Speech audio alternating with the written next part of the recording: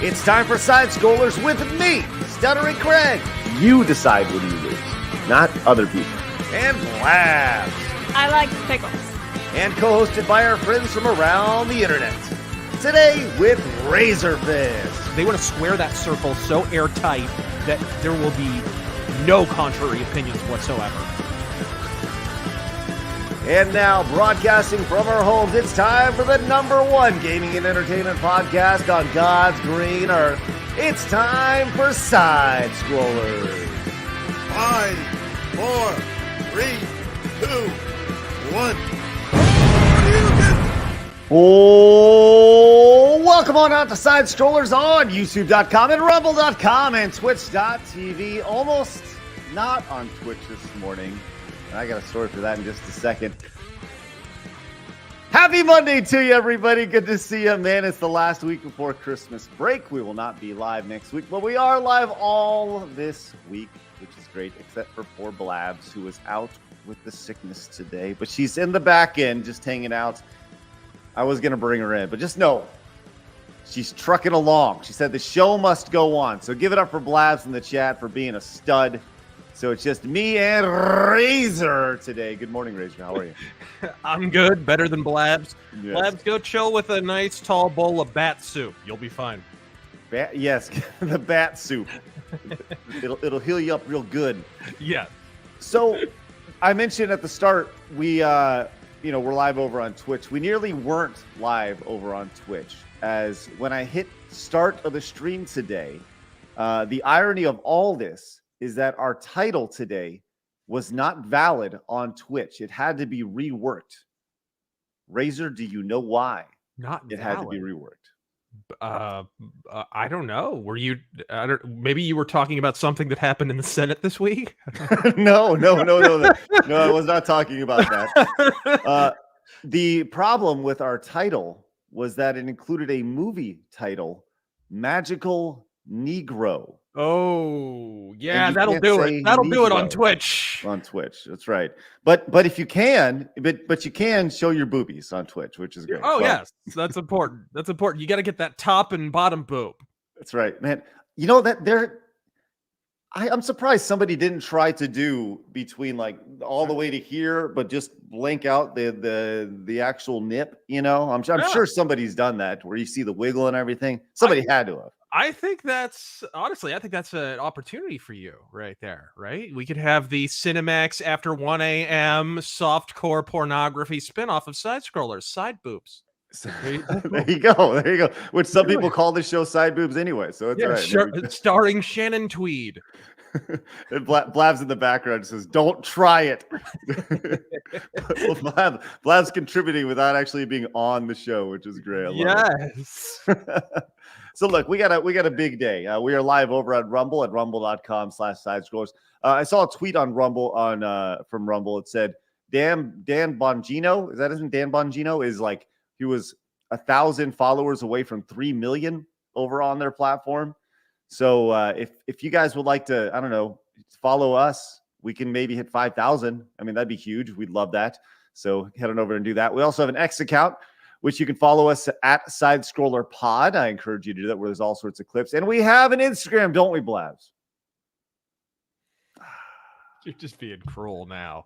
That's just mean. We are 40 away from 1,000 followers over on Instagram. Make sure you guys go follow over there because Blabs would love it. It would be great.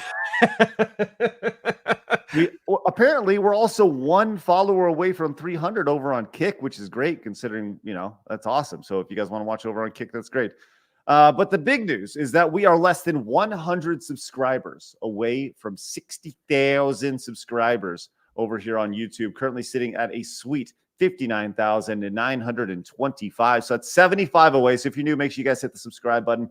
We'd love for you guys to join us Monday through Friday at 11 a.m. Central Time when we are live. Do us a favor, hit the thumbs up button as well. And let's get to our 20 membership goal today on the show. We'd really appreciate that. A couple things we got coming up this week. We have Danny Damian, who is a photographer. Are you into photography, Raz0r? No, I do actual art. Wow. But it's photography, not just like the laziest. Hey, I'm gonna put this thing in a square and push a button. Well, I love. Well, then you probably Maybe next won't to be AI art. Sorry. next to AI. Right. I'm an excellent AI artist. I'm wonderful at it. So you probably won't be watching tomorrow, but we're gonna have this guy on. His name is Danny Damien. He's a YouTube he's a photographer with over 1 million subscribers over on YouTube. He has like 300,000 on Instagram. And he actually grew up watching Screw Attack, and he was like, "Hey man, I'd love to come on the show." So here we are, ready to go. On Thursday, we'll have Chrissy Mayer on the show, which will be great. I've never actually spoke to Chrissy in real time, so I'm looking forward to talking with Chrissy. It'll be a one-on-one interview, chit-chatting about babies and all her stuff that she has going on. This week, I will be live Tuesday and Thursday on the Side Scrollers Place channel because Monday, Wednesday, and Friday, I'm doing family stuff and business stuff. So all the good stuff. We got lots going on. Raz0r, before we even got started, we had a super chat come in. Says, thank you, Raz0r, for calling out the state of wrestling and how much it sucks. It's never been worse than today. I think WWE are one of the architects of fan/nostalgia baiting that other companies copied. Did you have a video about this or something? I've talked about it for years. I mean, I talk about it a fair amount on social media. I didn't have a recent video or anything that talked about it. I think in a few of the rants that I did, last week or whatever, I think I mentioned a few because I'll tend to slip in just how bad WWE is reference because it's really, really, really bad. Really bad. Have you watched any of it in the last, I don't know, couple years or so? Has anyone with taste?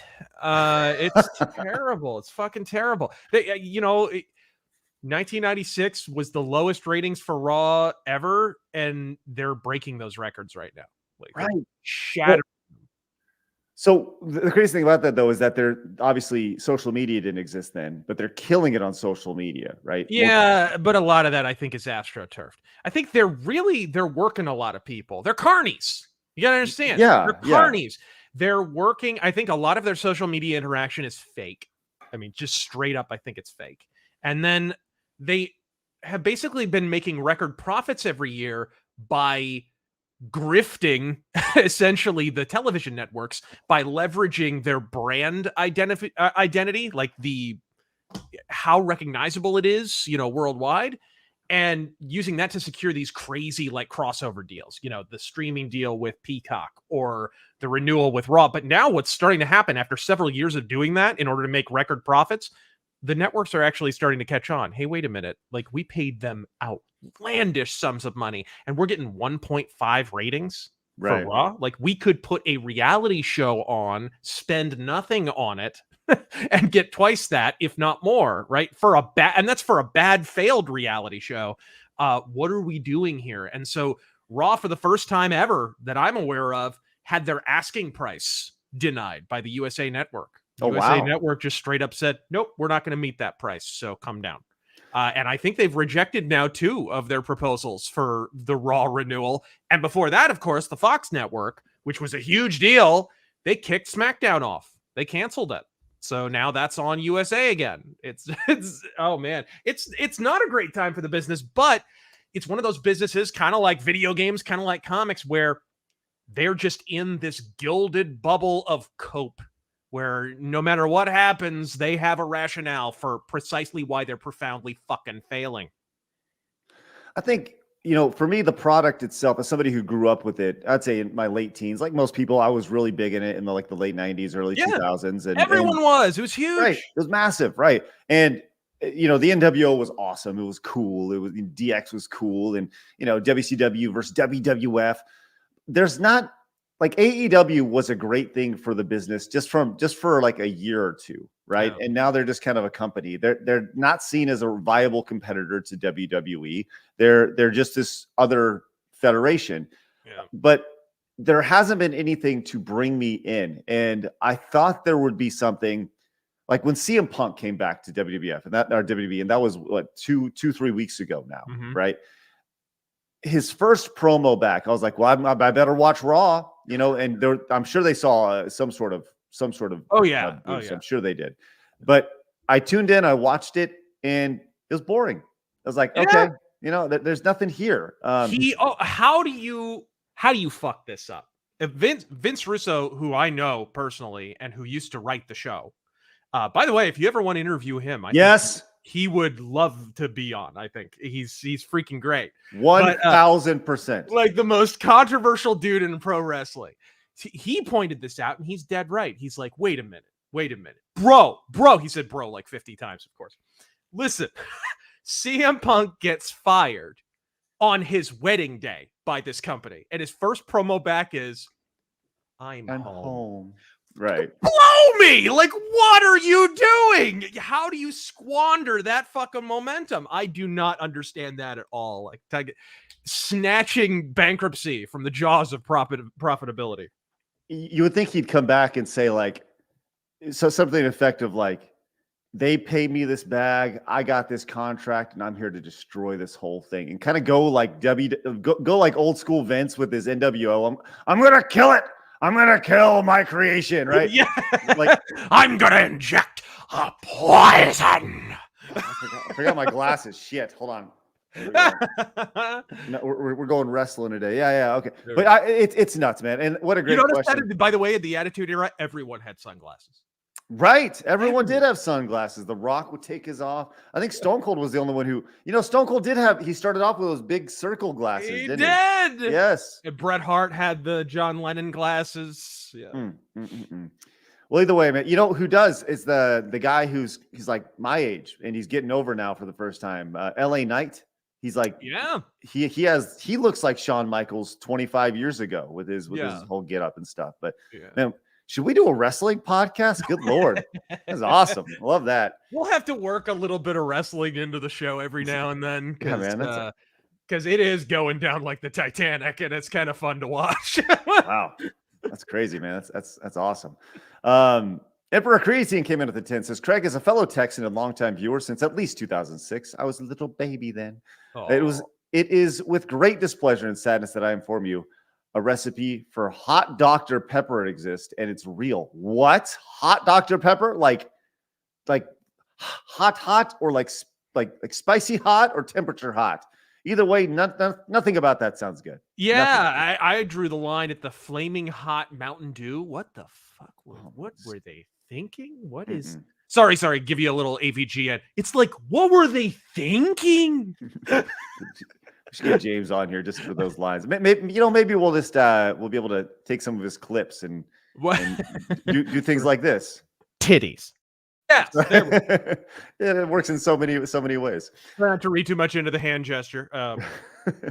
Western Civilization came in, says Magic Negro examples. Captain from Passengers, the guy who taught the Bobby to walk on Earth in Expanse, and Bagger Vance. Okay, so we're gonna get into this Magical Negro thing here in just a minute, because I've learned about it as this has been popping off over the weekend. But Black Metal Gamer says if MTV has the lolcast Real World, who are you casting?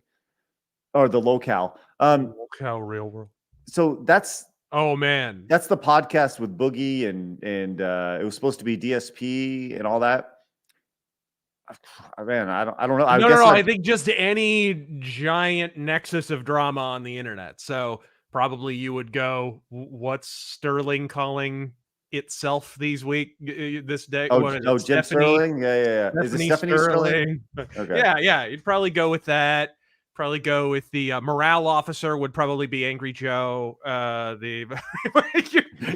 I could definitely go down a roster there. Zoe Quinn would be in there. Somewhere. Oh yeah. We could do an entire gaming theme Real World locale. Yeah. Right. Zoe Quinn, Anita Sarkeesian, right? Get the whole episode where they introduce Anita Sarkeesian could be called The Thought Thickens. I'm brainstorming here. Listen, that would be the most miserable house ever. It would. It'd just be the saddest thing in the world. Everyone would be offended at all times. It would just be the saddest, most pathetic thing in the world. Yes, absolutely. Phil Fish. Yeah, absolutely. Get Phil Fish in there. Man, that's tough. Hey, Captain Zach Beard came in with the $49.99 super chat. Thank you so much. Says Razor Fist, I come to you in my hour of need.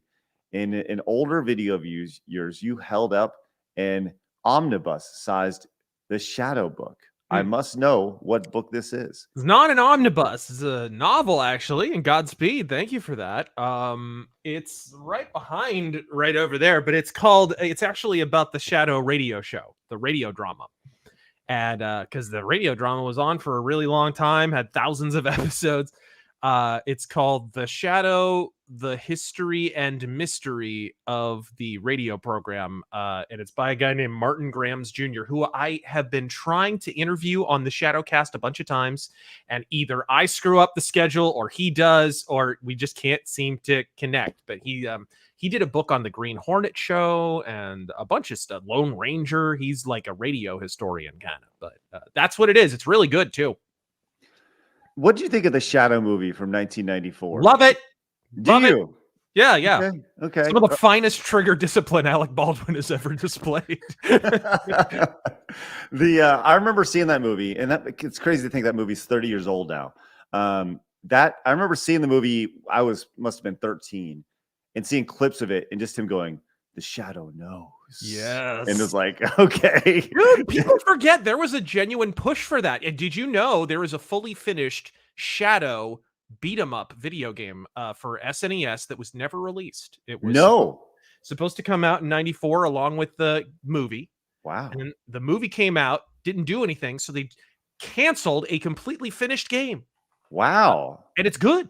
It's actually really good. The ROM leaked on the internet years ago, and Shadow fans love it. It's really, really good. When you say Shadow fans, you mean Shadow fan? If the viewership numbers on my Shadow podcast are any indication, about the check it out. There's it's a small gaggle. There you go. Check it out. It's out there. Thanks to Hack Games Long Play channel for putting this up there. Yeah, it looks like a traditional beat 'em up.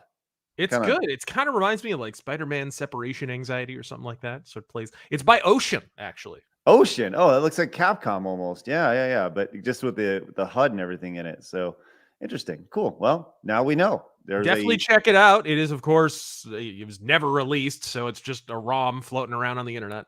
Huh. Interesting stuff. Matthew says, "Did you see that SNL actually had a funny skit going around X called Christmas Show Joke Swap 2023. First time I laughed at SNL since the 90s. I'll believe it when I see it." So I saw this morning, and this is a long-standing tradition. And Matthew, thank you very much. Where the Weekend Update guys, they swap jokes for each other. One is white, one is black, and obviously they make each other say, really uncomfortable things, which is pretty funny. So. Yeah. Elder Chicken came and says, "Hey, Razor, I know you dislike Sony, and with good reason. You guys should check out Helldivers 2. It's a co-op shooter with friendly fire permanently on. It's coming out on Steam in February." Oh, interesting.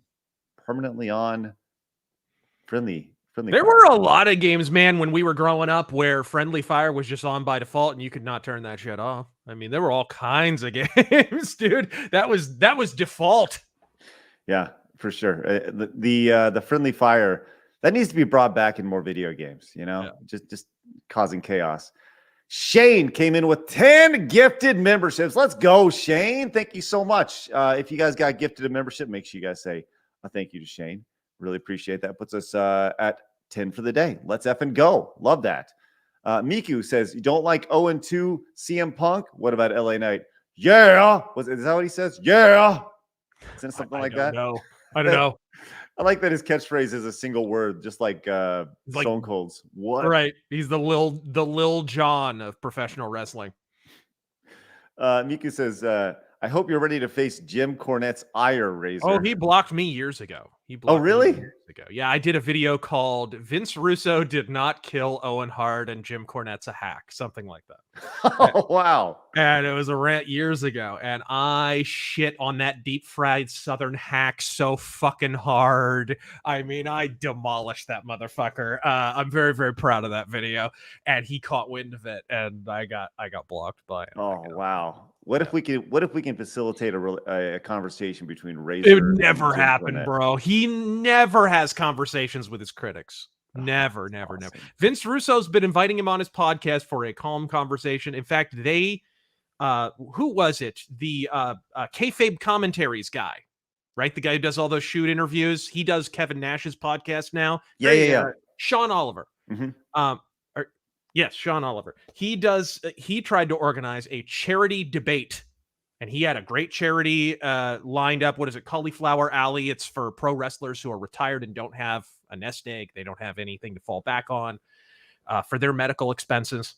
And it's a charity that Jim Cornette supports. And he tried to set up a debate, Vince Russo versus Jim Cornette. It's all in good fun. It's all for charity. It's in front of a live audience. And Jim Cornette, like a bitch, hid. And he's been hiding for the last 10 years. That's unfortunate. Yeah, it sucks. I know he's really kind of taken off in the podcast world, the Jim Cornette podcast, just because he says, "Oh God, the YouTube pushes that motherfucker harder than the vaccine." Fuck. Hey, I'm serious. Vince Russo would love to talk to him. Oh, yeah, awesome. yeah. I could reach out. He's I did a show for his network for a while, and I've been on his podcast a number of times. Yeah. Oh, awesome. That's great.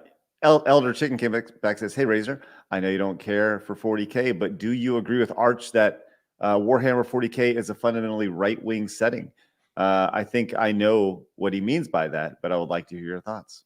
I don't know. I'm not sure if I do. Honestly, it's such a 40K is I've described it this way, and I stand by this description. It's basically a great big bucket of other people's shit. It reminds me of when you were a kid and you had all your different action figures. You had G.I. Joes and Star Wars figures and Masters of the Universe and whatever. And then you and your friend got together and played war, right? And it was like, right. Okay, I'm going to make my army, and the Shredder is going to be the head of my army, and his lieutenant is going to be Cobra Commander, right? And it's like, that's what they did. That's what Games Workshop did. They basically stole a bunch of other people's IPs, slightly changed the names and looks, and basically sold it as a new thing. And that's because of how they started out. They started out building miniatures for other RPGs and war games and tabletop games. And when they started making their own IP, they kept all the stuff they were already doing, like the Chaos Army for the Elric miniatures and whatever, and they just changed the names. Oh, we'll call him, instead of Solomon Kane, he'll be Victor Saltspire, right? They'll be witch hunters, whatever. They just came up with a whole thing to kind of explain why all this discordant nonsense is all thrown together. So do I think it's by default right wing? No, I don't think it's by default anything. It's whatever they stole, because that's all Games Workshop does. Do you have you had any interactions with Arch? Do you know who Arch is? Yeah. He's a great guy. I've been on his podcast before. We've even myself and Sargon of Akkad and Arch we dropped into a lance together in Mech Warrior 5. We did some stompy robots. Nice. Yeah. Okay, cool. Yeah, we had Arch on a couple weeks ago. Real fun. Looking forward to having him on again in the future for sure. Great dude. Lance says, I know Raz0r doesn't like is them. See, and I can't read. All right, here we go. Right. Between you not being able to read and them not being able to write, we're pretty fucked here. Come on, Lance. What are you trying to do to me? He says, right. But nobody rocked the Oakleys like Bret Hart, and nobody wore pink better than him and still looked badass. Thank you, Lance. Appreciate that.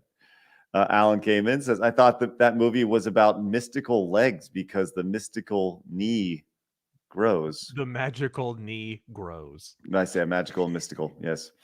DB says, will it turn out as the Backhander Foundation? I don't know.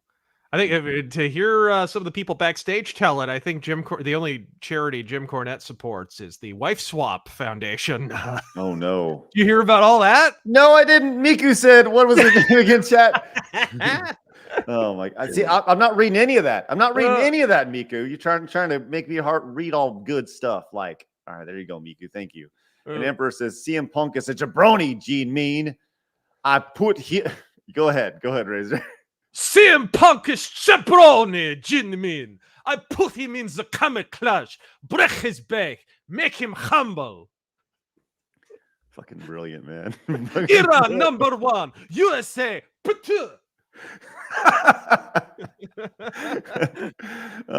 Blake came in and says, Good morning, Lint Lickers. Hello. Good to see you, Blake. And Ahmed John says, Craig, do you think Nintendo would have a monopoly on console gaming if they went with disc instead of cartridge for the N64? Because they lost all of the third-party titles because of that choice. That's an interesting idea. I never really thought about that, Ahmed John. Do I think they have a monopoly? Absolutely not. Do I think that they would be better off than they currently are? I don't know if you can be better off than you currently are with Nintendo. They're pretty much killing it right now. They're crushing it, man. Yeah. And Extra Zero says, Hell chat. Craig, are you going to play any more of the finals? I just got myself a new gaming rig and I plan on playing it myself. Absolutely. When? I don't know, but I will. Absolutely. The finals is a spectacular first-person shooter that was just released. It's super fun.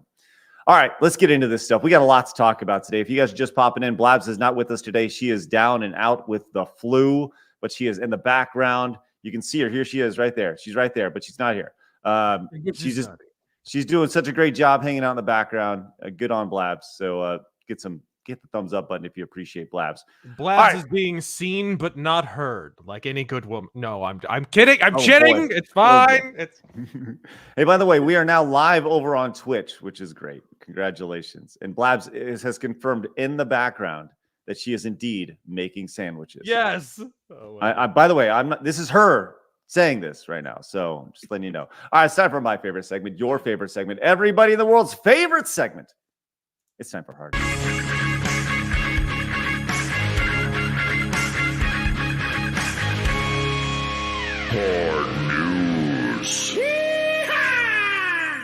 All right, 10.4 million views on X, Raz0r, and we were given the trailer to the American Society of Magical Negroes. That is a trailer that for a title of a movie, I don't even know if I'm allowed to say, but I said it anyways. Right.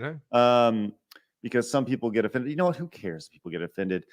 But this trailer was released, and I don't think you saw this trailer, correct? I did. Little clips and pieces. I didn't watch the thing to completion. Like I don't think most people who go see this piece of shit will. But yeah, okay. No. So they put a teaser out a couple weeks ago, and I looked at it, and it actually, I think our thought on this was, this actually looks kind of fun. It's kind of like Harry Potter with black people. Right? Yeah, you're wrong, but it's okay. Right. Apparently, we're very wrong. It looks like a giant turd. So let's actually take a look at like just the first few seconds of this thing, because a lot is said. This is the first impression that people have of this in trailer settings. So I'd just like to point out that we're not going to do stereotypes, but by the way, this recruiting class takes place in a barber shop. How do they work? The question is, how do they work Cedric the Entertainer into this? Well, you know, I want to continue on because I don't want to get.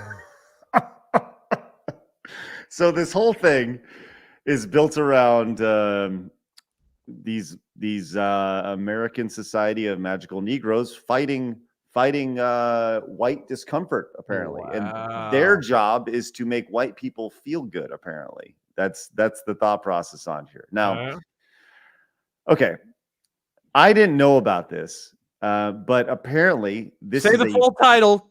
Say the full title for us before you can't just skip past it. The American Society of Magical Negroes. There you are. Yes. This is apparently a trope in American society. It is. I never heard of this before. Yeah. Michael Clark Duncan in anything at all. Yeah, basically. It is. It's in a lot of entertainment. Okay. So the background on this is from Wikipedia, or at least a screenshot from Wikipedia, which I didn't know. The magical Negro is a trope in American cinema, television, and literature. In the cinema of the United States, in the U.S., is a supporting stock character who comes to the aid of the white protagonist in the film. Magical Negro characters often possess special insight or magical powers and have been a long tradition in American fiction. Right. And apparently this was started by Spike Lee, I guess this is the meme or the I don't know. So this is all new to me. Like something that douchebag would come up with. Yeah. I've never heard of this before. And as somebody who is not ingrained and totally engulfed in American cinema and know all the tropes and the memes and everything associated with this, if I saw this trailer, which I did when I watched this trailer, I was like, huh, that's really divisive. Really divisive, you know? I just thought magical Negroes. I already saw Shaquille O'Neal and Kazam. The fuck? Oh no! I saw that in theaters, my friend. You saw that in you saw Kazam in theaters? Yes, I did. Oh no, you're the guy. And I was excited to do so. It was funny. I went with this scrawny little Jewish kid too. That was the funniest part. Oh my god! Little scrawny Jewish kid and me, like the most Caucasian individual that's ever been born, sitting in a theater watching Shaquille O'Neal as a rapping genie with an attitude. I bet you realized while you were watching it was not a good movie. Oh man, I couldn't even tell you anything about it, bro. It was so bad. I am Kazam. Was it Kazam or Shazam? Kazam. Kazam. I am Kazam. That's what he said, right? Oh my god. Well, so obviously people, you watch the first minute of that and you're like, wow, that's incredibly divisive. And Blabs has a note on our run sheet today, and she says the sad thing is that it could have been a really great story if all the race/racism was eliminated, because the whole idea is there's this magician and he's trying to make this white guy happy or something, or be there for him with his power or whatever, and then this girl gets in between them and he kind of falls for the girl, right? And so Blab's just saying, just a magician doing its job, making someone happy, but falls in love with the person the client likes. It's like, it's a compelling story. It's selfish versus selfless. And I'm just amazed that a movie like this, number one, I wonder how this movie will do, if people will go see it, if people will flock to the theaters to see the I want to make sure I say the entire story, the entire title every single time. If people will flock to the movies to go see the American Society of Magical Negroes. Well, what I'm interested in is, in the age of social media censorship, I mean, you literally can't say that word on social media. It will be shadow banned. So is that going to hurt the movie's promotion? You can't make a post about this on Facebook. You can't make a post about it on Twitter without it being like deranked. You can't make a post about it on YouTube without it, so is that actually going to affect how many people go see the film? Because most people don't even fucking know about it. Well, that's interesting, because is that word not a good word to say that I've said about 7,000 times? Okay. I don't know. So one of the greatest action movie icons of all time is a man by the name of Fred fucking Williamson, right? Fierce mustache, former football player. Then he was in a bunch of 70s action movies. He did a lot of kung fu shit, and then he was in a lot of rogue cop who doesn't play by the rules. He's a loose cannon, right? Those kind of movies. Genius. He was in Black Cobra. Fucking brilliant. So he was in a Western in the prime era of both blaxploitation and Westerns. And somebody said, hey, on the one hand, spaghetti Westerns are popular, and on the other, blaxploitation is popular. Wait a minute. Let's put our hands together. Let's see what happens here. Boss, giant N-word. Oh, really? And they not only titled it that, you can go watch this trailer on YouTube. They wrote a song for it, a whole Barry White-esque soul song to go with it is, and it's a great fucking movie, by the way. Brilliant movie. Oh, that's hilarious. Yeah, we can't watch that trailer right now, but it's genius. Oh, that's brilliant stuff. Absolutely brilliant, man. I love it. Well, I guess we'll see how the box office does when this movie comes out in 2024. Which hey, exciting stuff. Oh, God. Can't even believe we're talking about this in 2023. It's crazy. We're entirely too Caucasian to be discussing this. Ugh. I think that's why I wanted to, because it's just so ridiculous and so silly. Speaking of silly, Shredeemer came in with a 5, says, let's go. Raz0r Monday on Side Scrollers. Happy Monday, y'all.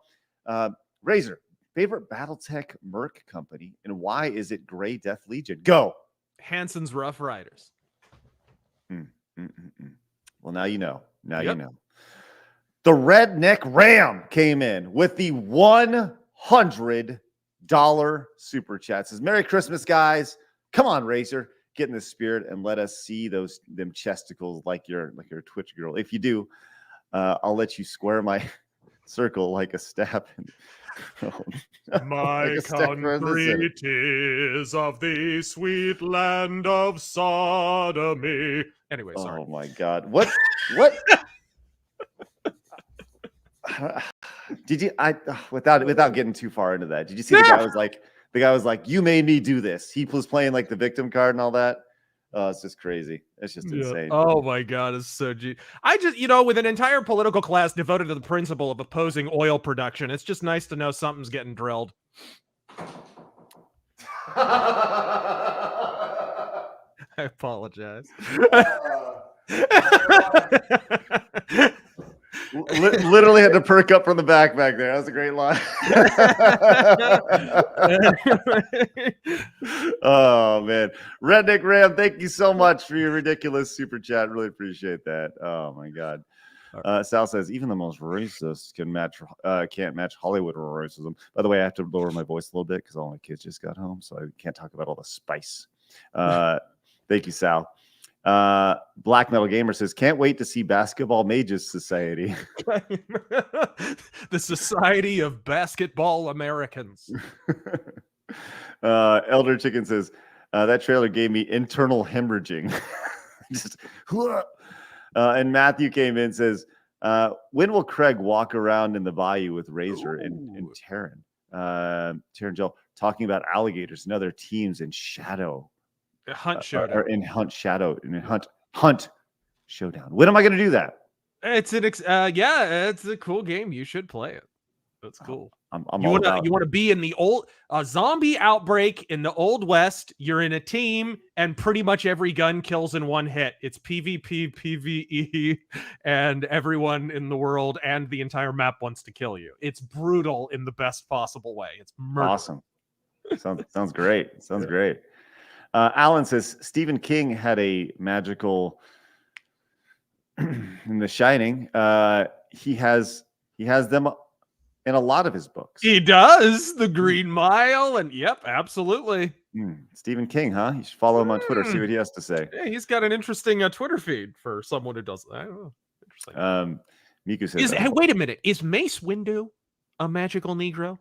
I don't know the first thing about Star Wars, so I'm going to say, Mace Windu Star Wars, right? Yeah.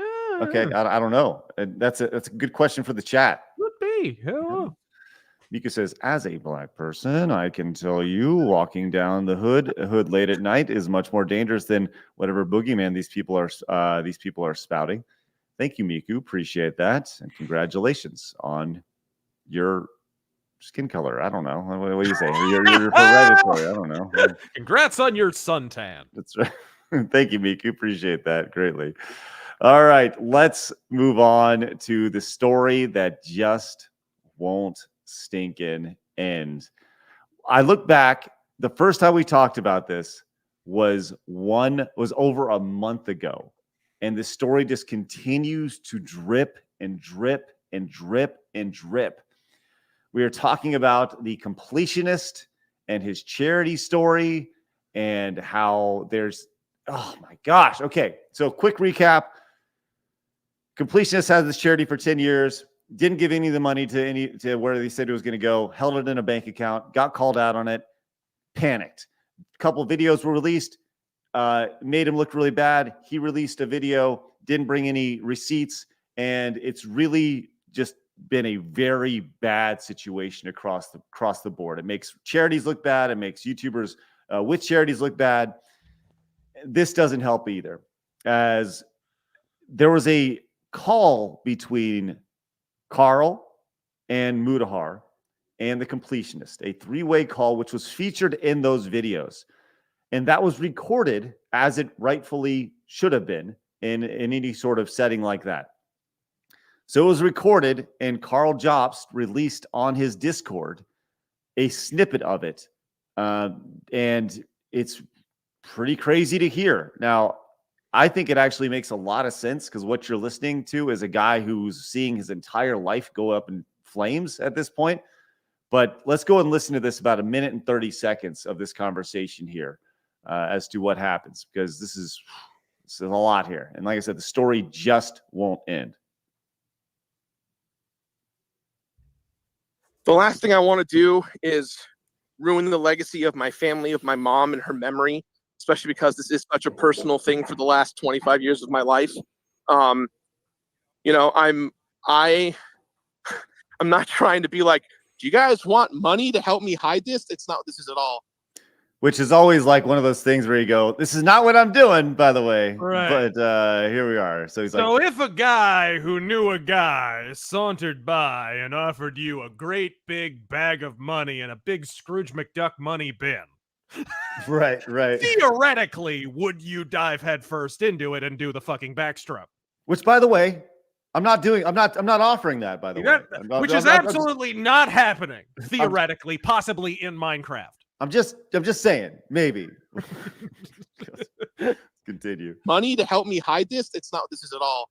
I'm just asking from a humanity perspective of like, if I am the target of this, I have 20 mouths to feed. I have sponsors. I have a business. I'm trying to make video games. I'm trying to get out of content creation so I don't have to worry about YouTube anymore and do better things in the world. By the way, all us YouTube slummers over here, we're doing bad things in the world. All us slubs here on YouTube. I can sympathize with feeling like YouTube is not particularly stable. It's like fucking building your house on a fault line. Like, I get that. YouTube's fucking insane. Right. But when has fucking Gerard the Completionist ever done anything edgier than fucking Teletubbies, like, on his goddamn channel? Like, seriously, is he really at risk of fucking anything? He would, if there was a YouTube moderator here, he would drop Trow and blow him right there. Like, are you fucking shitting me? I don't get that at all. I honestly, he's trying to move on up to something bigger, probably, is what he's really saying there. Yeah, exactly. Well, right. And he tried that with G4. Right. Yeah, which, talk about lack of discernment. Could you not see that reboot was going to fucking blow up from the very beginning? This is the problem. How many people did he cut out of his fucking life who could have been like, dude, what the fuck are you doing? Don't join G4. What the shit? How many fucking people who would have told plain truth to him who he fucking canceled because they vote for the wrong fucking people? I mean, I'm sure the G4 had to have been because of clout, right? It was like, G4's coming back. Oh, I want to be a part of this. You know, it had to have been the feather in the cap aspect of things. That was the whole reason why he did it, right? And pretty much free money, right? Yeah. I mean, you know, I guarantee JonTron, if he had fucking had a conversation with him, if he hadn't canceled that motherfucker or Pro Jared or whoever he fucking threw under the bus, I'm sure they would have been like, hey, wait a minute, joining G4 in fucking 2020? What the hell are you doing, bro? What the fuck? Right. Well, let's continue here because he gets into a couple of those names you mentioned. And I just know, because of my track record of things like G4 exploding, me being friends with JonTron when he was a racist, I've been a part of, like, Pro Jared, like, pulling one thread about the charity thing is going to upheave my entire life in a way that scares the living crap out of me. And as it probably should. Like, and the idea of him just throwing those guys under the bus. Like, look, I've made no secret. Like, Jared and I don't get along at all. I've never been friends with Jared. He was a guy who worked for me, and we didn't get along well at all, right? But that still doesn't mean I don't want to see people succeed, right? And that still doesn't mean that I don't think that it's fair for him to be brought into this situation or try to be wranglered in because, well, this is the thing. I knew this guy once. How sorry can you be? Like, that's sorry. I mean, people pointed this out. Reeks of desperation. We'll analyze the verbs. Analyze the language he's using. This is something that happened to him. Right. It's not something that he did. Right. not a mistake that he made. It's this thing could, he used upheave, the word upheave. This will upheave my life. It's like, this will upheave. This is happening to me. This is a thing that occurred independently of my actions. That always is a big tell.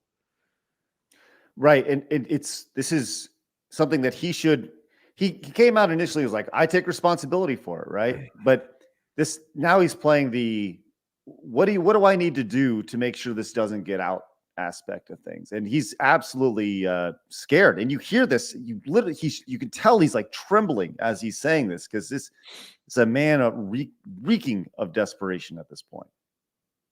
I don't want to go home tonight and tell everyone, hey, there is a gigantic thing coming to claim my career, and you all have to close down and find somewhere else to do. I know this is shitty me to say this. I'm not trying to ask for sympathy or anything, but this kind of stuff, I mean, I've been following you guys.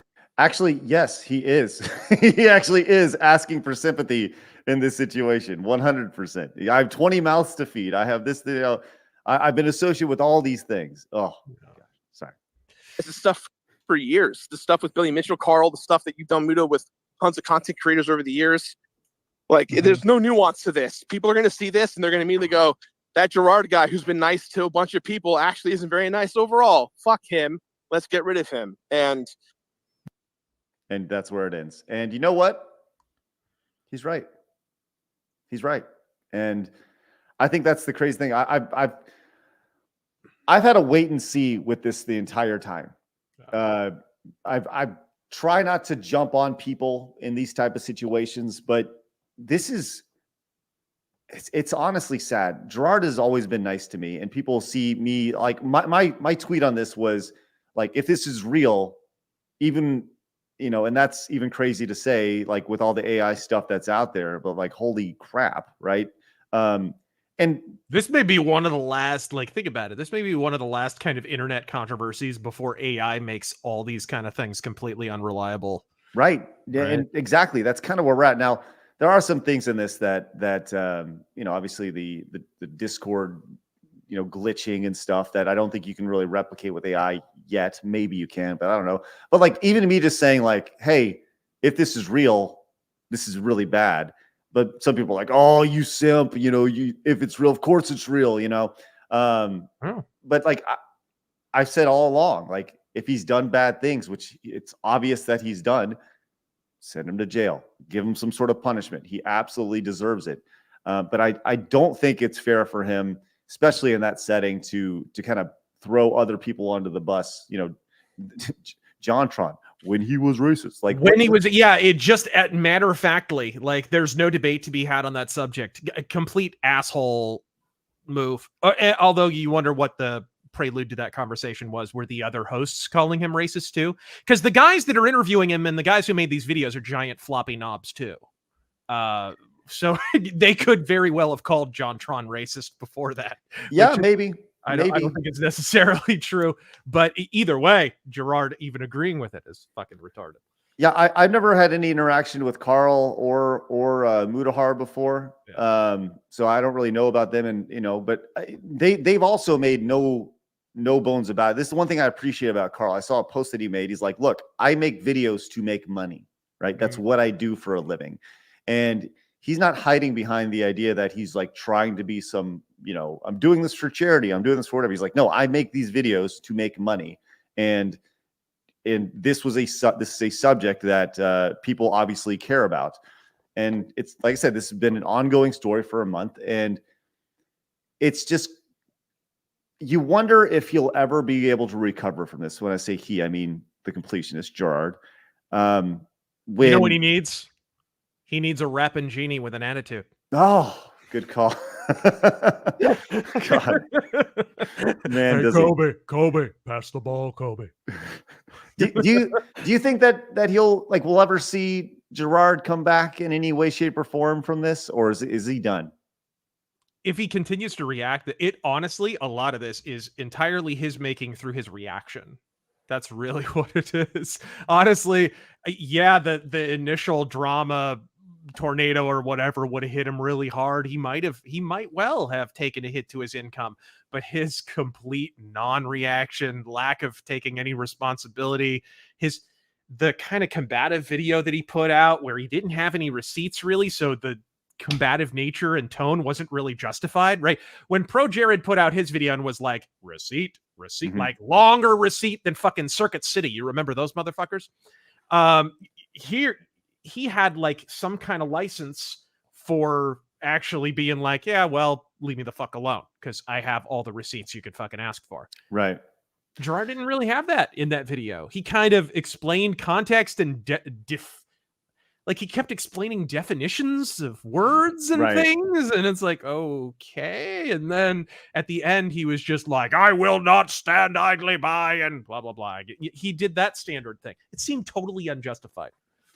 I agree. And which is, I think the biggest thing with this whole story is it's just sad. It's just sad that a guy who everyone thought was this big cuddly teddy bear, like he said, he's never gone out of his way to have an opinion that wasn't mainstream, and he's gone out of his way to eliminate people that could potentially get him hurt. And like I said, Gerard's been nothing but nice to me, but at a certain point, you just got to look at it and be like, man, I was duped. And that's kind of how I feel here, this whole thing. I interviewed him a few years ago. We talked about his career. He gave this real passionate interview about, all the stuff that is his ups and downs in his life and his turn. And it's like, God, man, like I feel like a dummy, It's people sometimes who feel the need to portray themselves as the nicest fuck in the room. A lot of times they're not. Right. A lot of times it is affectation. It's very, very rare is the Mr. Rogers who comes out of nowhere, and they are exactly what they appear to be. Mr. Rogers was just as much of a saint in real life, right, as he was on camera. Not many of those out there. Maybe my grandma. Like seriously. I love the idea of your grandma being the best saint in the world. Don't we all wish our grandmas were like, we all think our grandmas were the greatest people ever, right? She cut the crust off of my tuna salad sandwiches every single time. You get that woman's name out your mouth. I love it. Hey, Denny came in with the 50. Says Gerard could have just not run a charity. You could have run Indieland as a non-charitous event.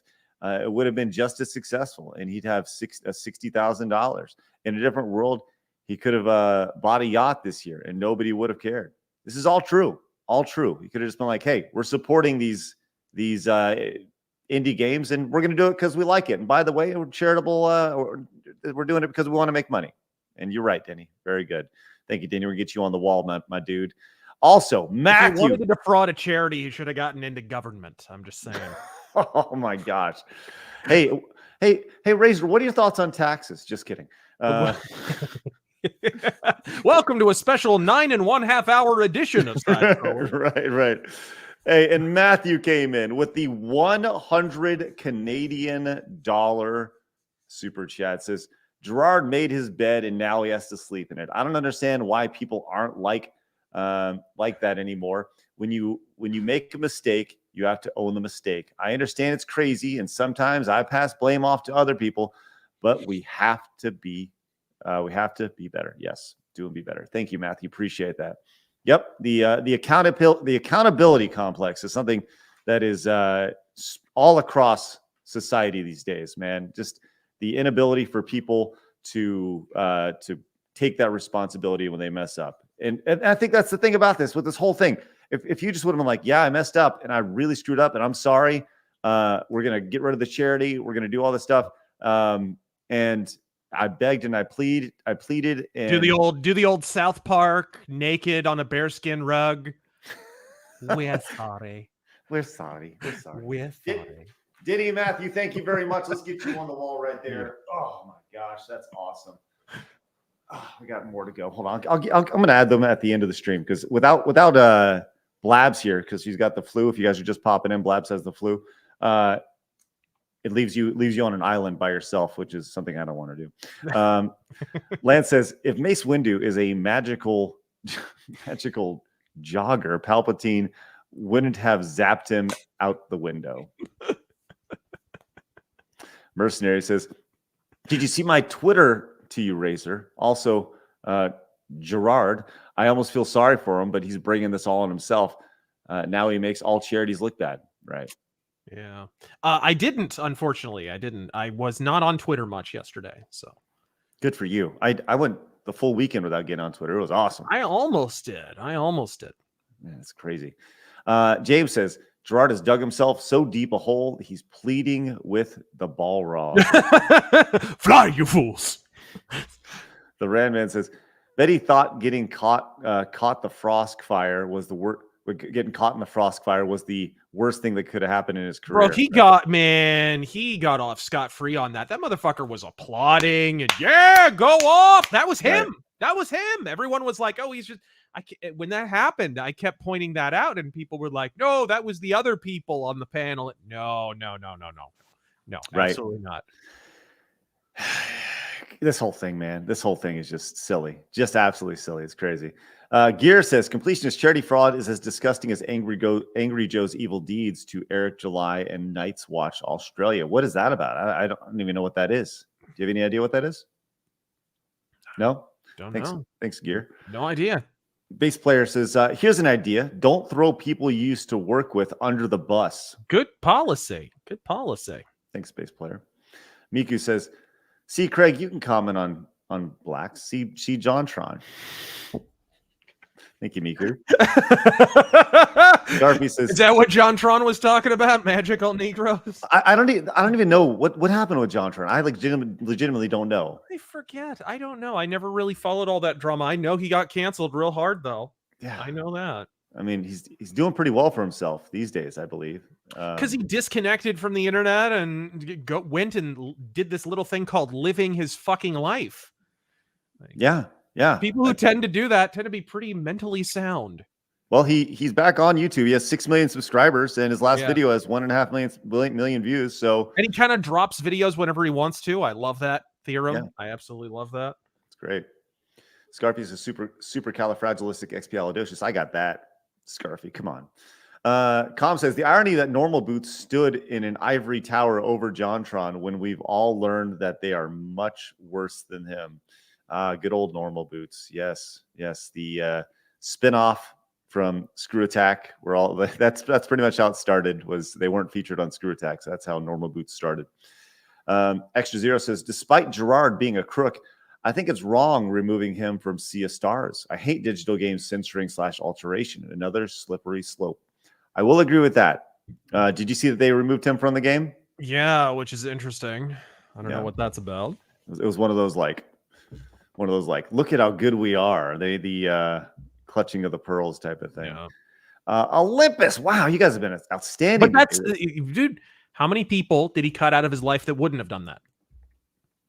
And he kept the cancel pigs, corralled in him with a pen. And now what are they doing? The moment there's a waft of controversy, they're throwing him under the bus. He's got no one to blame but himself.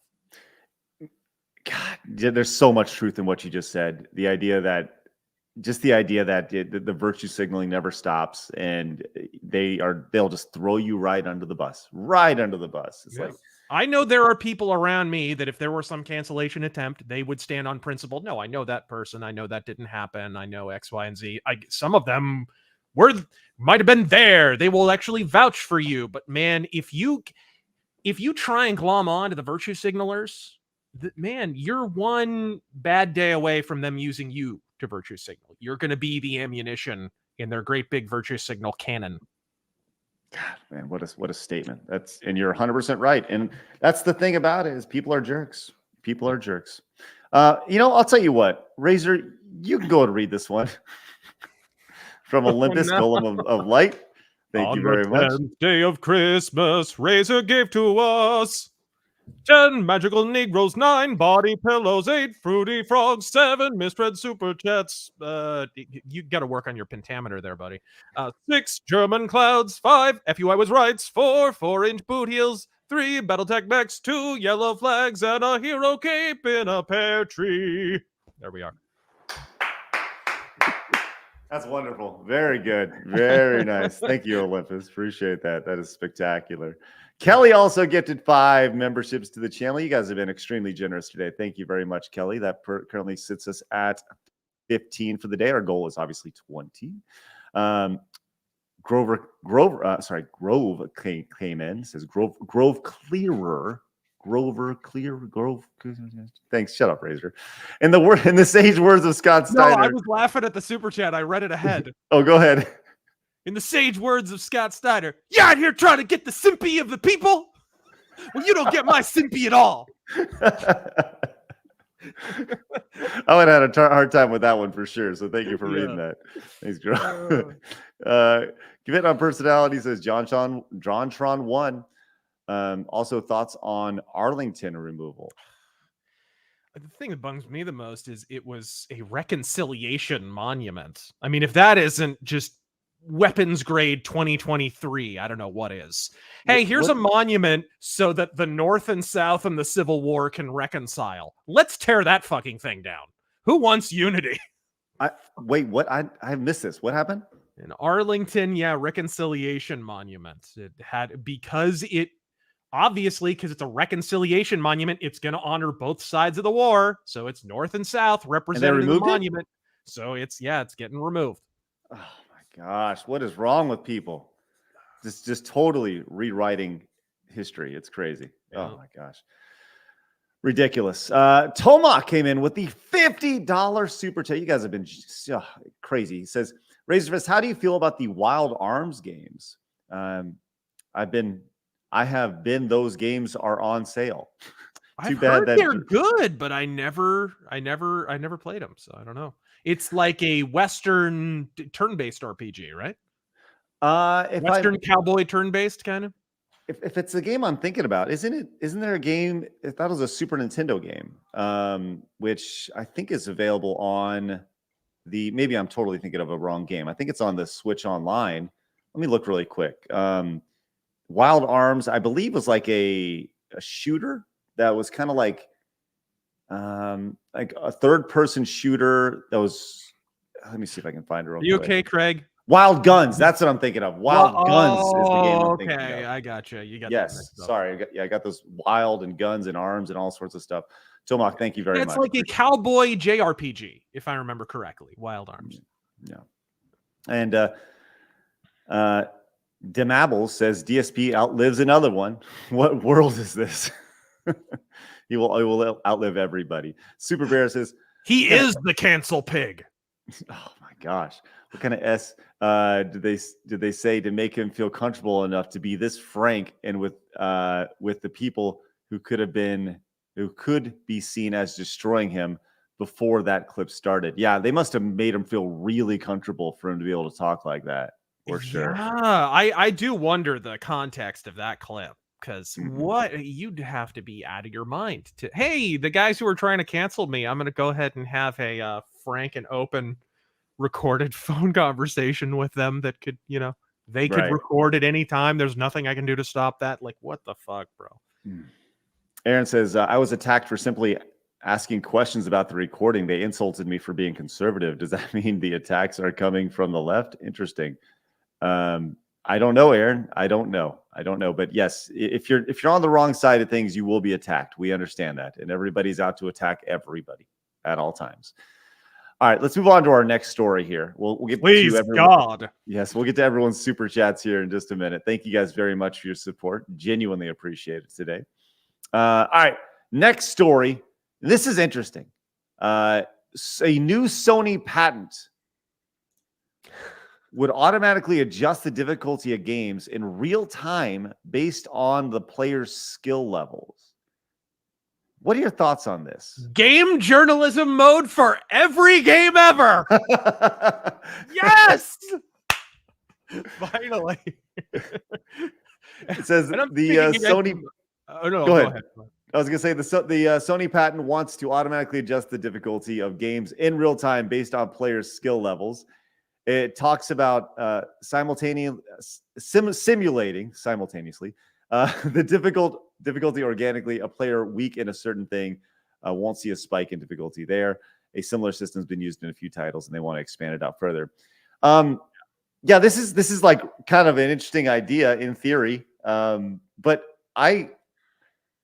how do you gauge how good you are at a game if the game is adjusting based off how bad you suck? Are there fighting games that do this? Isn't there like why do I want to say Guilty Gear has an adjusting difficulty? But anyways, there are absolutely games out there that already kind of do this, right? Oh, they're not as good at combat, so we'll lower the combat. Oh, well, they're not as good as puzzles, so we'll lower the puzzles. And vice versa. It always bugs me, though. Adjusting difficulty bugs me because there is a point at which you get into a groove with a game, right? Where, okay, that's your difficulty level. Hard is your difficulty level, or maybe it's easy, whatever it is. And you just get in a groove. I feel like adjusting difficulty as it goes on, are you not eventually just going to kind of hit the wall past, okay, now, fuck, like I'm going to have to sit here and have a headache and fucking...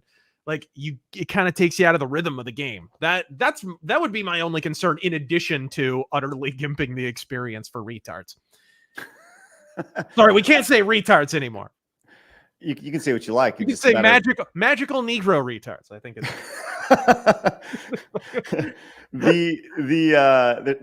there's a lot here, and I think that, you know, generally when you started a game back in the day, you had your normal difficulty, your difficult difficulty, or maybe easy difficulty, or whatever it may be. You had your multiple layers. And I think the idea of making a game to where you can go through and if you're really bad at a certain point, like it's like in Mario, at a certain point, if you are so bad, Luigi pops in and there's like Luigi mode, and all of a sudden he's unhittable and you can just make your way to the end. And it's good for kids, right? But I see this, Raz0r, in game journalist situation where game journalist is really, really poor, and all of a sudden the game is so much better because I'm good at it. Because everything's always good when you're better at it, when you're good at it, right? Yes, absolutely, absolutely. Yakuza, that's the game I was thinking of. Yakuza does this. If you're losing in a fight or whatever, it'll be like, hey, you want to like temporarily drop the difficulty here so you can get past this shit. Yeah, so games have done this. I don't find it like blatantly offensive. It would irritate me though if I'm playing the game and it's doing it behind the scene. It's not asking me to adjust it. Like, fuck you. To me, video games, the number one most important thing is always going to be agency. Like the game is the whole point of an interactive medium is to be interactive. It's supposed to be taking your input and it's supposed to be changing based on that input. And if it's not, to me, that's not much of a video game. Either that or it's a Kojima video game. But I honestly, like, I think that's the main thing. Like, as long as you keep the agency, I don't find it that offensive. If it's handled like Yakuza, I think that's handled pretty well. So, yeah, you see games that allow you to kind of go in and adjust if you're doing poorly. I have no problem with that at all. Right, I 100% agree with you on that. But I think this is something that you're going to see more and more of, because once again, when you perform better at the game, you like the game more, right? Because nobody wants to get, you know, their crap kicked in for 30 minutes and be like, this game sucks. But the reality is that you suck, you know. So. Story of my life. All right, let's go on to something else that sucks. Yes. This is okay. We've had the story about the Twitch stuff over the last week or so, the terms of service and the artistic nudity and all that, right? And really what that is just it's a giant funnel to people's OnlyFans, and this parasocial relationship that people have with these streamers and these women. But it's about to get a whole lot worse, as this was just announced. Andrew over on Twitter says, and excited to announce version 1 of Digi, the future of AI romantic companionship for iOS and Android. So there's a full thread on this, but I just want to show you the 11-second video that goes along with this. 22 million views on X. This is terrifying. It was so nice talking to you today. Honestly, I've never met anyone like you. The world is harsh, except you. Whoa. Oh my gosh. Who's that last chick? Give me your number. It's all the same, and you can modify it however you see fit, Raz0r. And that's this is a great way to spawn genuine organic human interaction. I'm not right. And none of this is real. You create the avatar that is your girlfriend or boyfriend that you want, and you have literally fake conversations with computer generated AI, and there you go. I see this. You see guys dumping all this money into these girls on OnlyFans and blah blah blah blah blah. Oh God, that clip of the Black Widow cosplay chick and the dude, and he's trying to high five her, and he's getting. Oh yeah. Oh no. Yes. What are you doing? And it's like one of her mods or something. Like what the fuck? I don't. But if you don't think that this is just gonna, like, dudes are just gonna, like, really lonely guys who can't connect with women, if you don't think they're just not gonna throw money at this, this is going to be a money suck where guys are spending thousands of dollars on pay to win. It's crazy, and you'll always win because you're always going to be the most beautiful, most attractive man in the world to this AI, and the world is a sad place except for you. Oh right. My gosh, it's terrifying. It's hijacking your dopamine system. You're gonna get a rush of dopamine for what you're gonna be rewarded, right? That's the whole. It's a reward system, right? So if you're being rewarded for just clicking some buttons on your phone, that's gonna hijack your dopamine system. That's how you're gonna relate to people. That's gonna fuck up how you interact with normal people. And you see this with, people who have too much simulated social interaction and not enough actual social interaction. That's kind of one of the insidious parts of this. But again, is it any more, let's be real, is it any more like vapid and fraudulent than, say, a Tinder date? Like, well, I mean, they're both not real. Yeah. Right? Right? But probably just as many AI fucking profiles too. You're probably right on, man, for sure. Everything you think would be real on one of those Tinder things is probably totally fake. You see these girls with the total filters on when they're taking their pictures, and you show up and you're like, what? You've heard a million of those stories, which is interesting. You start hearing the Hungry Hippos theme song. Oh my gosh. But the thing about this is that you can go in and you can modify literally everything on this. The idea of, you could say, oh, I want this hair, this skin, this lips, eyes, eyebrow. That's all customizable. Hairstyles, face shapes, etc. Give her red hair if you want a personality disorder. Oh my gosh. But this is going to just, like, dudes in general have a hard enough time meeting girls with, just based off of the idea of dating on social media apps and Tinder and etc. And if you don't think this is going to create just a huge block, just a big old fence in the middle of there's in corollary to, this is a germane to the topic. There was a experiment conducted years ago. It's the standard rat in a maze experiment.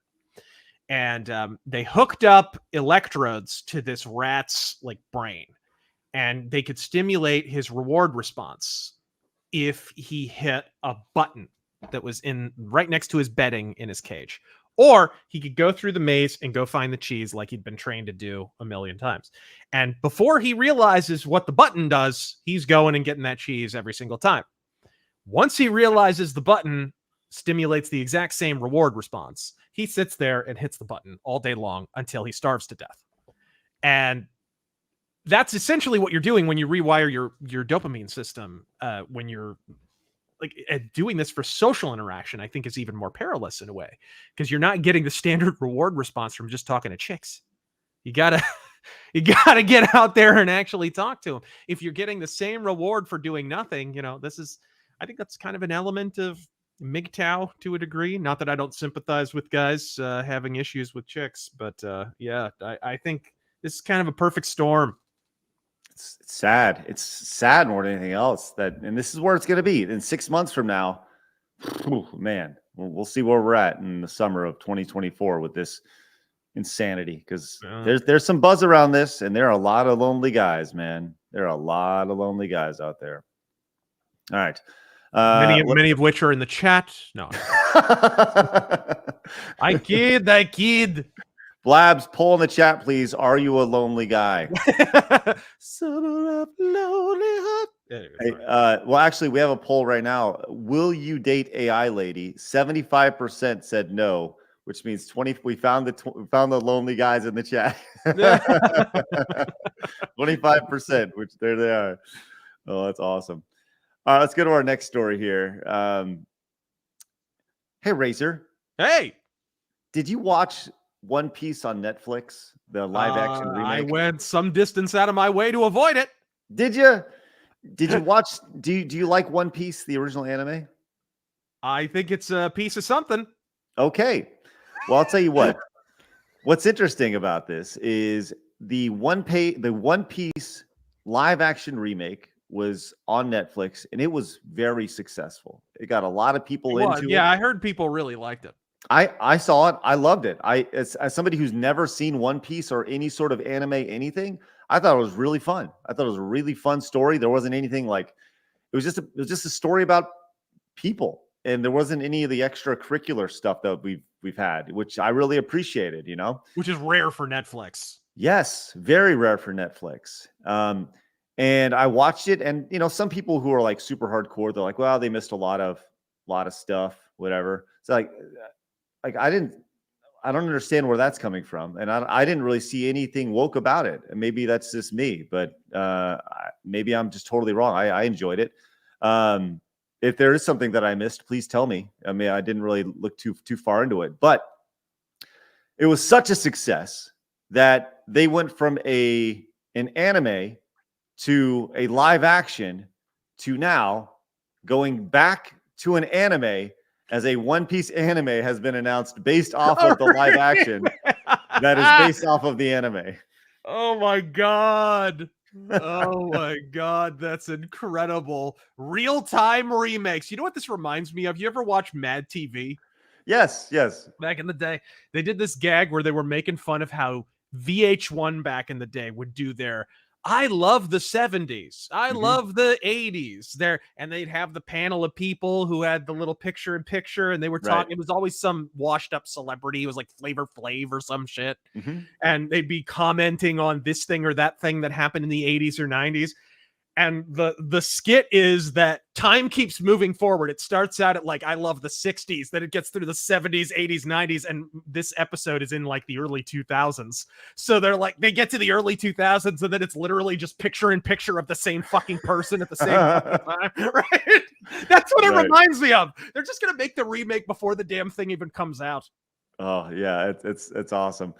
There's a lot of Street Fighter the movie, the game vibes from this. Yes! As Hobocop pointed out, right? Tons of that going on. I could do it. It's good stuff. Which, by the way, if you guys haven't seen, we actually interviewed Vega from Street Fighter the movie, the game. Yes! Street Fighter the movie.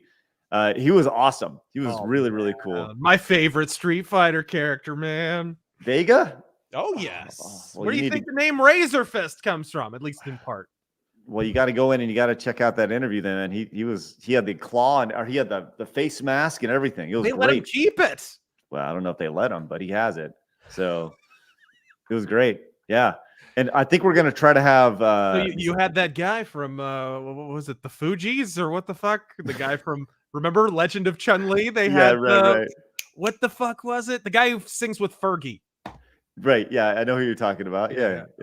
He was Vega in that shitty movie. Was he? He was Vega in that movie? Yes, it's terrible. Oh man, that's rough stuff. God, did you watch Legend of Chun-Li? No.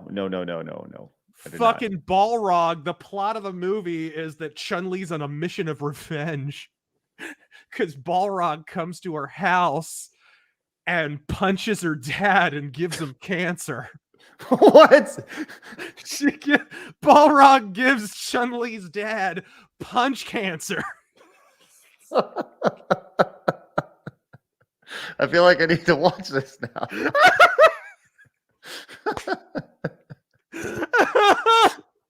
Sorry. Fantastic bad movie. I reviewed it back in the day for Rageaholic Cinema, by the way.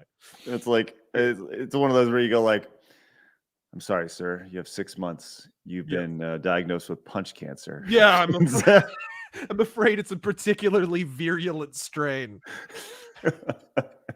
Well, anyways, the One Piece anime coming soon. Yes.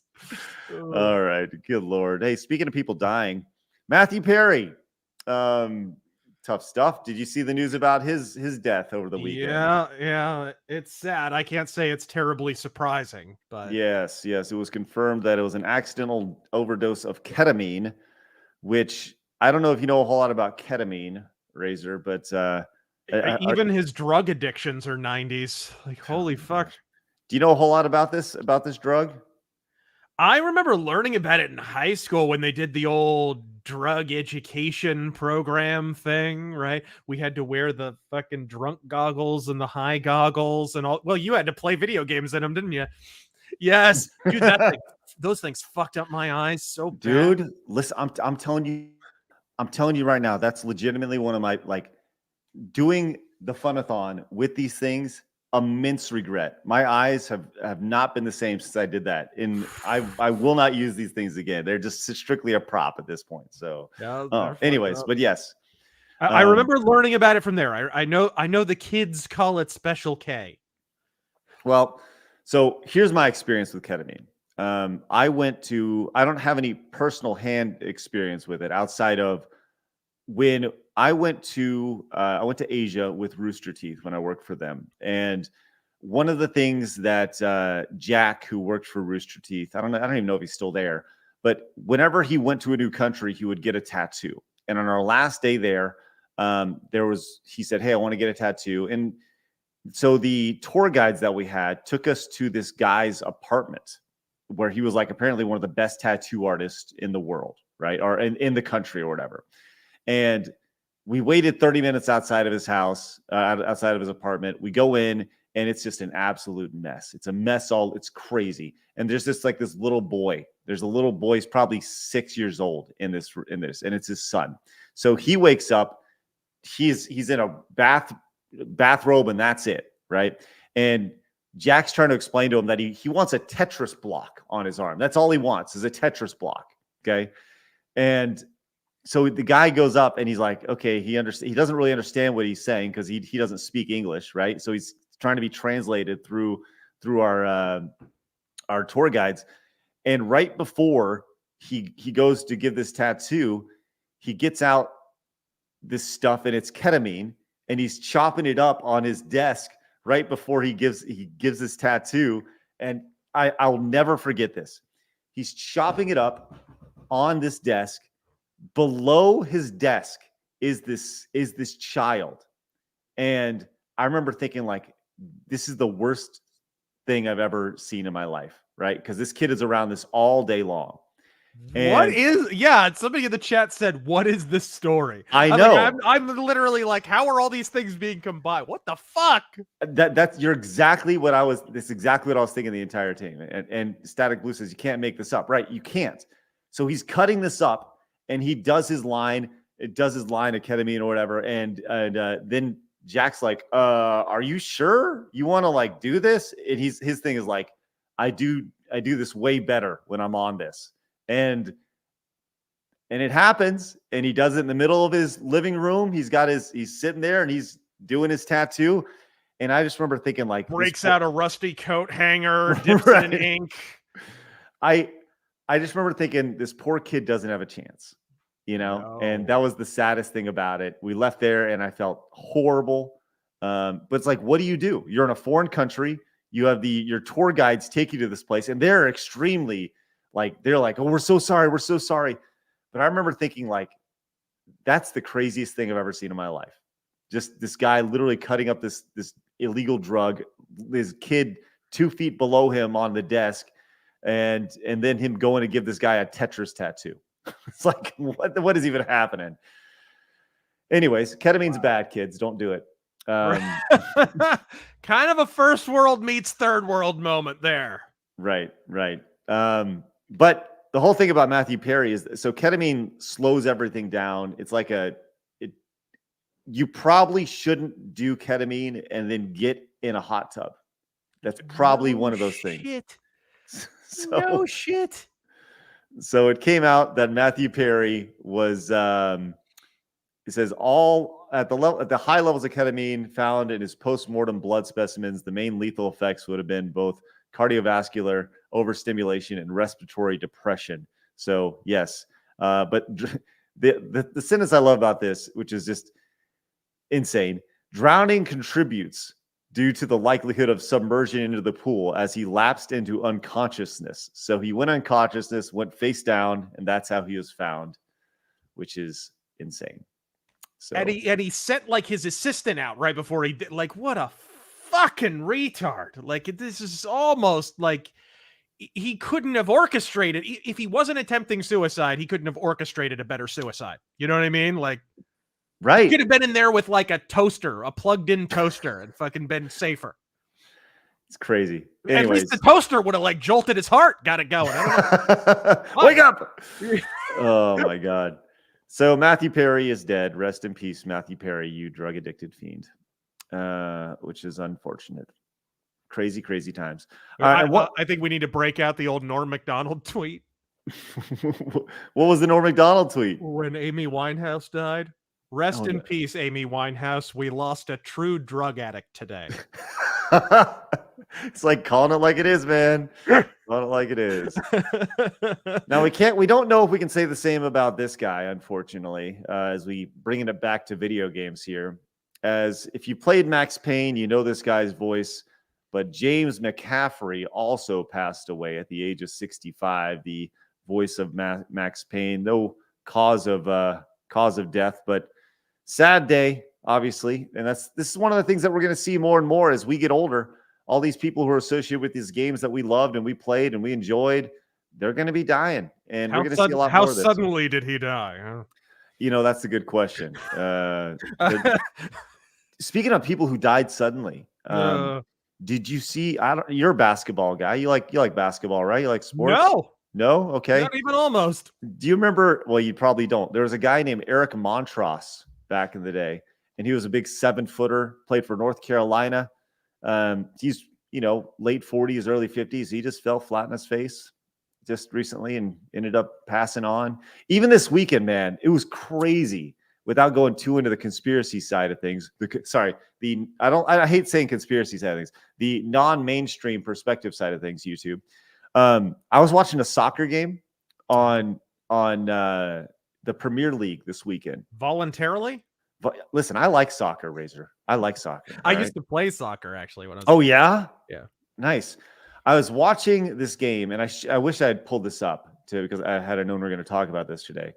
But apparently, what happened was there was a guy in another game who just passed out in the middle of the game. No one was around him. Fell flat face first down in the game, and he got taken to the hospital. He's alert and responsive, right? But what's crazy about this? And God, I wish I could.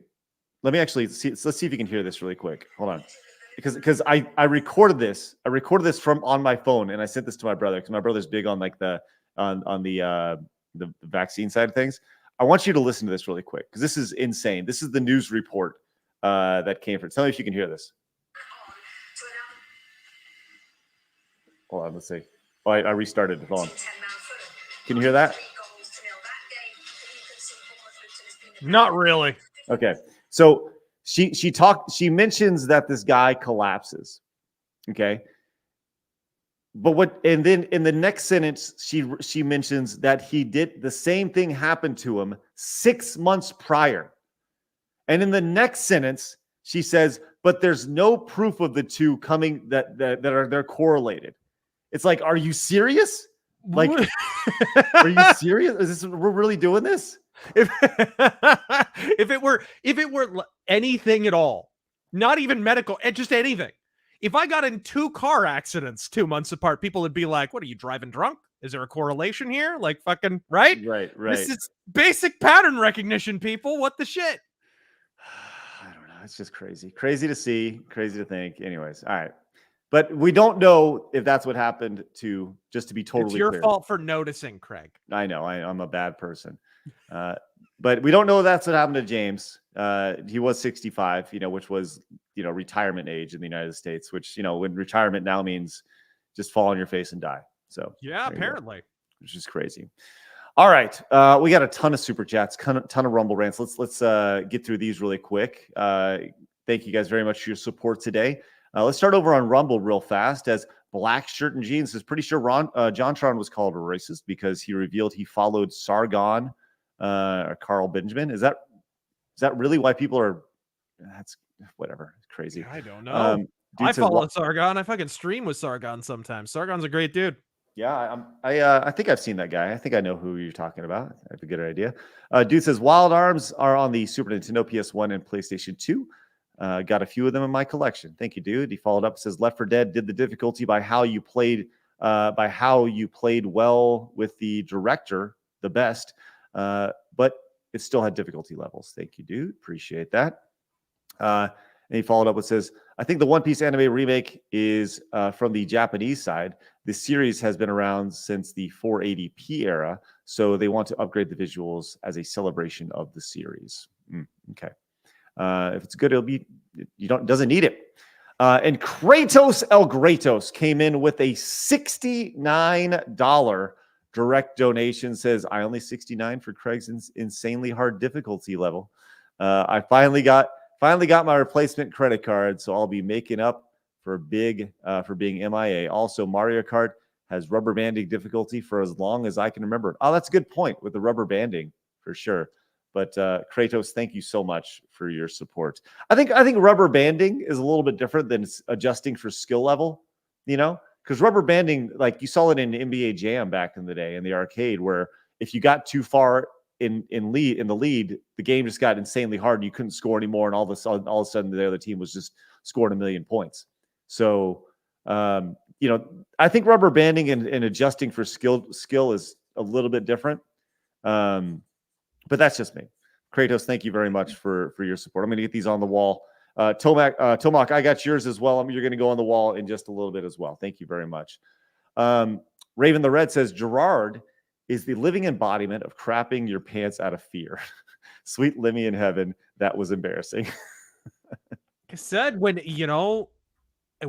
I think it was our very first stream together when we both pointed out that cancellation is a participation sport. Yes. It has a lot to do with whether or not you respond and how you respond when you do, and whether or not you actually get canceled. And this is an object lesson in that. His reaction, the controversy would have been bad by itself. His reaction has turned it into a shitstorm.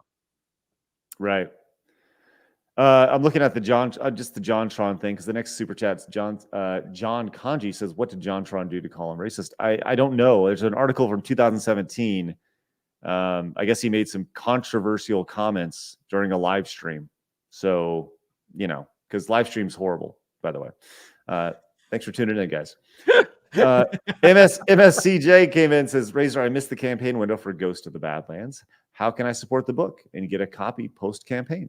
We'll have an announcement when it launches, and you'll be able to get your own copy from the publisher. So, and that'll be right around the time we are actually mailing out the copies and doing fulfillment. And of course, we're still on track for a winter release, looking like early February, probably. That's awesome, man. Yeah. I'm very, very much looking forward to that. Mercenary says Mr. Rogers could take on Chuck Norris like Jesus. All right. Thank you, Mercenary. Appreciate that. The Vodka Hayes says, Gerard using his dead mom as a shield is vile. Yes, you saw that a lot. He kept bringing that up. My dead mom, my dead mom. That's, oh my gosh. Mercenary says Gerard clapping is what made me unsub from him. Ah, yes, on G4. And Redneck Ram came back, says maybe this is just the timeliness, where he is getting the achievement for the bad ending before he reloads a prior save to continue for the good one. Yeah, it's a very optimistic look at it, Redneck Ram. Thank you for your support. Is he save scumming? Is that? I did see somebody mention the idea that this really makes them doubt that he actually beat all those games by himself. It really calls into question pretty much everything about his career. It's just crazy. Boog came in and said, JonTron quoted FBI statistics. Oh, okay. Well, that's a good reason to be racist. Mercenary says, I miss JonTron's video game videos. I want more. Let him know. He'll ignore you. Doradas says, if you think the Senate video was bad, you haven't seen anything yet until you've seen Lindsey Graham getting it on with Zelensky on the Senate floor. Nice. On a cold linoleum floor. Ugh. And Scarton came in as a brand new member. Thank you so much, Scarton. That puts us at 16 for the day. Looking to get that 20. Cripplehead says, if you have a sore throat, Blabs, try making some tea with honey, crushed garlic, and lemon. Hope you feel better. Thank you, Cripplehead. Yes, Blabs is currently out with the flu today. Ragnarok Knight says, in the words of Judge Stone Cold Steve Austin and Dilbert, yes, go watch it. If you want compassion, take your ass to church. You want compassion, son? Take your ass to church. That's a really good impression. Man, you nailed that. Hell yeah. Golly, that's fire right there. Scarton came in, says, reminder, DSP has a better record of informing his donators than Gerard when he canceled Project 7. Thank you very much. Appreciate that, Scarton. Appreciate your support today. And Mercenary says, Resident Evil 4 adjustable difficulty. I don't want journo mode. He followed up, says, I played Mega Man 2 always on hard, nothing less. Yes. Omega Supreme with Cheese says, can we get a magical Caucasians movie? Proof. Here's the cure for poof. Here's the cure for polio. Poof. Here's electricity. It's just a documentary about David Copperfield nailing Claudia Schiffer. Oh my God. Just sure. Yeah, I know. That is insane to think about. Just that relationship. Golly. Oh my God. I was going to divert, but we'll continue. Agamemnon Fireman says, I knew John was based because of his few follows on Twitter was Raz0r. Yeah, he's followed me for years. I've never had a conversation with him. Oh man, I wonder if he follows me. I guarantee he doesn't. I'm surprised the two of the best people to come from video game YouTube haven't talked yet. Yeah, never. Maybe we can facilitate that. Bass player came in and says, adjusting difficulty in real time isn't anything new. Capcom did it with RE4. On normal, it would adjust how aggressive the Gandos are based on how well you're playing. Thank you, bass player. Appreciate that. That makes more sense, a little more clarity. Cody says, weren't AI girlfriends already in Japan for a while now? Oh, yeah. Oh, is that right? They are. Oh, that's crazy.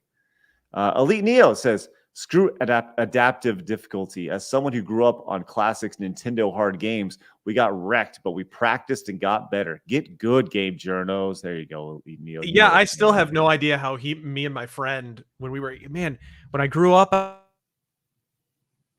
Oh, you muted yourself, buddy. That's sure. I'll read this one real quick. Mercenary says, unless the AI lady is able to help me procreate and beat my autism, no thank you. Tempting as the whole thing, tempting as this is, I see what it is. Can you hear me? Yes, I got you, buddy. Okay, good. Sorry.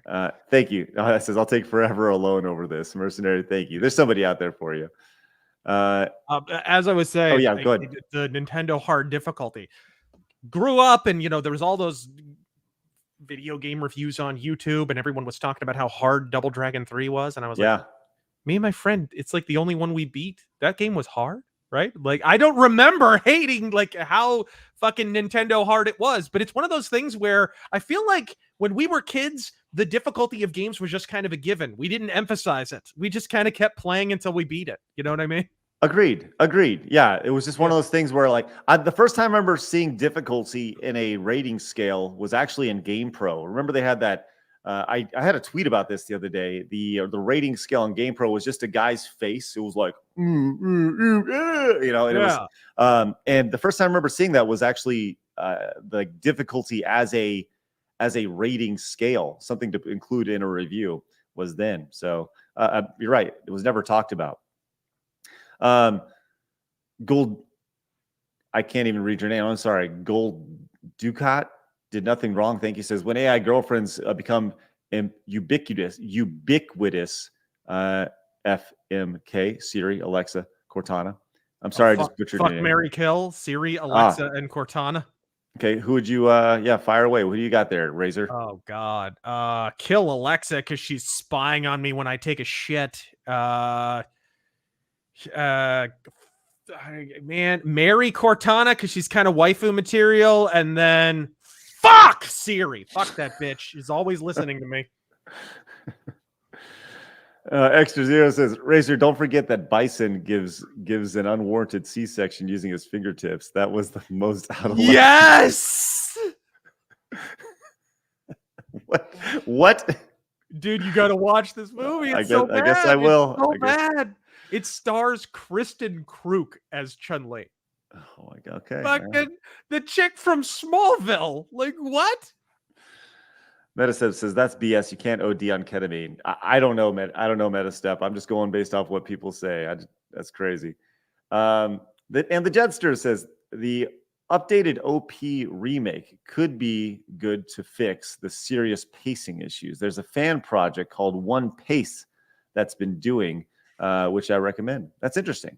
Okay, so there's pacing issues in the original. That's why it's like 7,000 episodes, I think. An anime with pacing issues? No. 19 episodes later, when Goku is half charged up for his spirit bomb. The long Kami? That's Dragon Ball. I don't know the first thing about anime. It's crazy. Omega Supreme with Cheese says we have to work hard, like championship level, to die from K alone. Really? Okay. These are all new things. I don't know the whole ketamine thing. Scarpy says, does the sign on my house say magical? I can't say magical Negro storage on it. I don't know, Scarpy. I don't know. You need to tell me. And Sparrows came in and says, I think USA would work better if it had a representative multi-party system or representative establishment system, since two parties is so knee-jerk in nature. Thank you, Sparrows. Oh. A lot of the reason it's only settled into just the two parties is because we don't even let the third parties into debates anymore. Right? Man, you remember when Ross Perot almost won that shit? Yeah, 1992, man. Everyone's like, he stole the election from George W. Bush. It's like, dude, he got 20% of the vote. Like, George Bush stole the election from him. What the fuck are you talking about? Crazy. Market Reality says 2024 is going to be spectacular just with Disney drama alone, plus the rest of the media crowd. It must be an awesome time to be a vlogger. Thank you, Mark. Appreciate that. Right. Got a lot to say. Shane came in with the 5 memberships, puts us over our goal today. Thank you so much. If you guys got gifted a membership, make sure you say thank you to Shane with his tremendous generosity today. Thank you very much, Shane. Speaking of great things, guys, we are 28 subscribers away from 60,000. So let's get on that. If you're new, make sure you guys hit the subscribe button. So came in and says the worst crime Gerard has committed is not shaving that beard. It is a beehive, man. And Philadel says, to quote AZ, go hard or go home. So much. Omega Supreme with Cheese came back, says calling the Lindsey Graham v. Zelensky sex video fake news because they're both bottoms. Like, what is that a thing that's being passed around now? No. I think he's just commenting on that person's joke. Just a meme, yeah. Mika says, I hope. There was artificially difficulty and bad design, though. Yes, back in the day. You are correct, Miku. And Mercenary says, you have good taste in AI waifus, Racer. Cortana for the win. That is Not the new one. Not the fucking Halo Infinite Cortana. What the shit is that? And Metastep says, well, you read it later. He drowned while high. Yes, that's what happened to the Friends guy, Matthew Perry. And Scarfy came in with the 5, says, AI girlfriends just make me think of that VR idol in Deus Ex 2, The Invisible War. Yeah, NG Resonance. Are you Bud Puckett? I prefer to keep my life that portion of my life out of the public way, Razor. Bud Puckett. Lord. Our boy Cam in the chat, what's going on? And Socrates is right. This has been very well confirmed. I am a horrible reader, which is why I read all the super chats. Like this one from Huwa says, Razor Fist, have you seen the old 1951 Looney Tunes Drip Along Daffy, where they parody a lot of old Westerns? Probably, man. I've seen just about every Looney Tunes when I was a kid, but not in a long time. Oh man. Different times, baby. Different times. Yep. Music and Fiction says, for Razor Fist, courtesy of Billy Joel, JFK expose. What else do we have to say? Cannot wait to see the Hornet's Nest this kicks up. I don't know. Thanks, Music and Fiction. JFK expose. Maybe they're referring to our prior conversation on JFK. Yeah. It's crazy, man. And the commander says, you should interview Ross Scott sometimes. Every time I see Raz0r Sticks, I think of Ross first. He is the creator of Freeman's Mind, still ongoing, by the way. He can tell you about the fall of machinima. Oh, it's interesting. Yeah, Commander, send me information about him on Twitter. We appreciate that. All right, man. That was a long day. Long day of and thank you guys very much for your support. Awesome stuff. Like I said, we are 20 subscribers away from 19 subscribers away from 60,000. Our goal was 50 by the end of the year. We're going to be 10, possibly 10,000 over that. Won't be able to do it without your support. We won't see each other for a couple of weeks, Raz0r, because we have no shows next week. Raz0r, do you have any Christmas wishes that you'd like to share with anybody as I put these on the wall right here? God bless us, everyone. All right. Should have gone longer. I didn't even get a chance to get over here. Right? What the fuck? I didn't realize I had a fucking monologue here. Yeah. So a priest, a rabbi, and a fucking imam walk into a bar. Anyway. All right. Like I said, we're going to be off next week, but we'll be back at the start of January for sure. Looking forward to that.